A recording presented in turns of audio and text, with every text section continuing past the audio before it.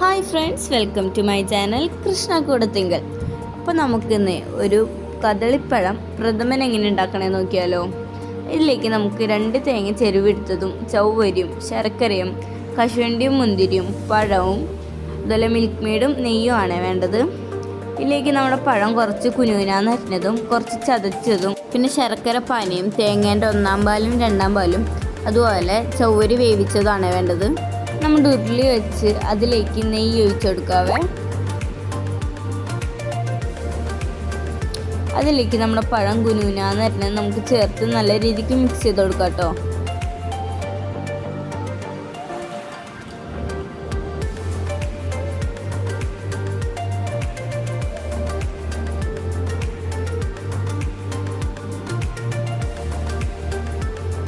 ഇനി നമുക്ക് ഇതിലേക്ക് ചതച്ച് വെച്ച പഴം കൂടി ഒന്ന് ആഡ് ചെയ്ത് കൊടുക്കാം.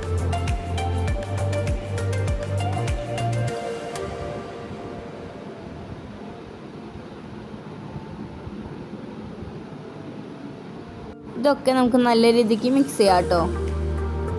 ഇനി ഇതിലേക്ക് നമ്മുടെ ശർക്കര പാനി നമുക്ക് ഒഴിച്ചു കൊടുക്കാം.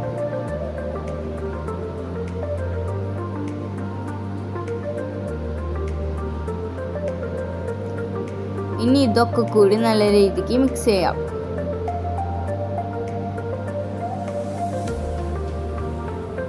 ഇനി അതൊക്കെ ഒന്ന് തിളച്ച് വറ്റിരുമ്പോഴേക്ക് തേങ്ങേൻ്റെ 2-ാം പാല് ഒഴിച്ചു കൊടുക്കാം.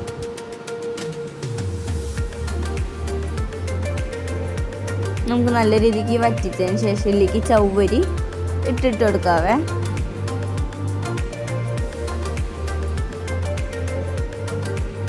നമുക്ക് നല്ല രീതിക്ക് മിക്സ് ചെയ്യാം കേട്ടോ.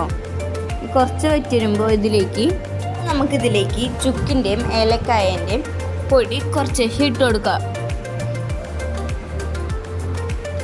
ഇതൊക്കെ നല്ല രീതിക്ക് മിക്സ് ചെയ്യാം. ഇനി ഇതിലേക്ക് കുറച്ച് വറ്റി വരുമ്പോൾ നമ്മൾ തേങ്ങേൻ്റെ 1-ാം പാല് ഒഴിച്ചു കൊടുക്കാം.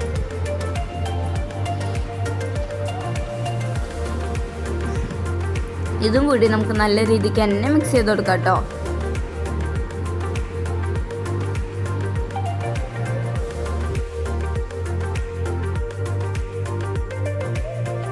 ഇനി നമുക്കിത് വറ്റി വരുമ്പോൾ ഇതിലേക്ക് ഏലക്ക ചതച്ചതും കൂടി ഇട്ട് നല്ല രീതിക്ക് മിക്സ് ചെയ്ത് കൊടുക്കാം.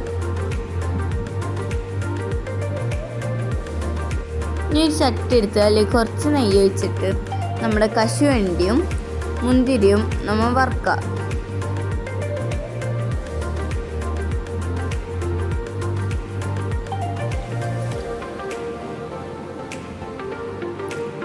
നമുക്കിത് കോരിയെടുക്കുമ്പോൾ അതിൻ്റെ നെയ്യും കൂടെ കോരിയെടുക്കണം കേട്ടോ. നമുക്ക് ഇതിലേക്ക് മിൽക്ക് മെയ്ഡ് ആവശ്യത്തിന് ഒഴിച്ചു കൊടുക്കാം.